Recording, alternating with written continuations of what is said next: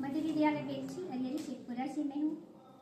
मैं स्वरचित कविता के माध्यम से अपने बच्चों को पढ़ाती हूँ। और सब्जेक्ट आज मेला लगा हुआ क्या? आज तेरे मेला जैसे ये जो है ये सूर्य ग्रहण और चंद्र ग्रहण को दर्शा रहा है और मैं इसे ही कविता के माध्यम से बताती हूँ। यहाँ ये जो आप देख रहे हैं ये चंद्र की कलाएं हैं। चंद्रमा का जो है घटना बढ़ना अमावस्या पूर्णिमा को दिखाने का प्रयास किए हैं। इसी तरह से बहुत सारा मेरा एक एलिमेंट है डाइजेस्ट सिस्टम को दिखाता है। ये पाचन तंत्र क्रिया जो है इसको दिखाने के प्रयास किए हैं कि किस तरह से भोजन हमारे शरीर के अंदर जाता है और वो पाचन क्रिया अपना प्रोसेस करता है। यहाँ जो है ये शारीरिक आंतरिक अंगों को हमने दिखाने का प्रयास किया है। तो ये जितने सारे मेरे टीएलएम हैं इन सारे पे मेरी स्वरचित कविताएं लिखी हुई हैं। क्या इस प्रकार से क्या उद्देश्य इससे होता क्या है कि बच्चों जो है जिज्ञासु प्रवृत्ति के होते हैं और खेल विधि से गतिविधि के माध्यम से कविता कहानी सुनना पसंद करते हैं। तो ये टीएलएम का मतलब होता है कि हम बच्चों को रोचक ढंग से कक्षे को आनंदपूर्ण बनाएं। और यदि हम बोल कर से पढ़ाते हैं शिक्षार्थी के अंदर पागम गतिविधि से हम पढ़ाते हैं बच्चों को लाइक मनपसंद खेल करवाए कहानी सुनाए कविता सुनाए तो बच्चे ज्यादा इंटरेस्ट लेते हैं और ज्यादा सीखते हैं। बोरिंग भी नहीं होती है। तो अब जैसे पर्यावरण संरक्षण के मैंने एक कविता लिखी थी कि पर्यावरण के लिए बच्चों को जागरूक करना है तो क्यों ना संगीत के माध्यम से करें। तो ये मेरा स्वरचित संगीत है। जमाने से मानो क्यों बेखबर हो गया है प्रदूषित सारा शहर हो गया है।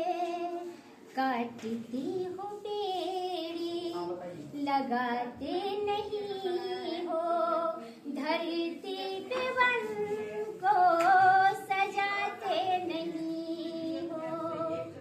कितना सांस भी लेना दुभर हो गया है प्रदूषित सारा शहर हो गया है। इस तरह से हम विज्ञान में गणित को भी पढ़ाते हैं कविता के माध्यम से। तो ये आप देख रहे हैं 3 रेखाएं जो मिले घिर कर 3 रेखाएं जो मिले घिर कर 3 कोण बन जाते हैं। इकलट जी ने सिखलाए त्रिभुज को कहलाते हैं। और कोण के आधार पर त्रिभुज के 3 प्रकार हैं तो उसे भी हमने कविता में दर्शाने का प्रयास किया है कि 90 डिग्री ही बुखार समकोण त्रिभुज को आता है फिर बरगद थोड़ा कम जाए तो न्यून कोण बन जाता है। 90 डिग्री से ऊपर 180 से नीचे जो आए वैसे त्रिभुज को अधिकोण समझा जाए। भुजा के आधार पर भी हम त्रिभुज के जो 3 प्रकार होते हैं उसे भी दिखाने का प्रयास किए हैं कि तीनों रेखा यदि रहा बराबर भुजा अगर तीनों बराबर हो जिसका समबाहु कहलाता है।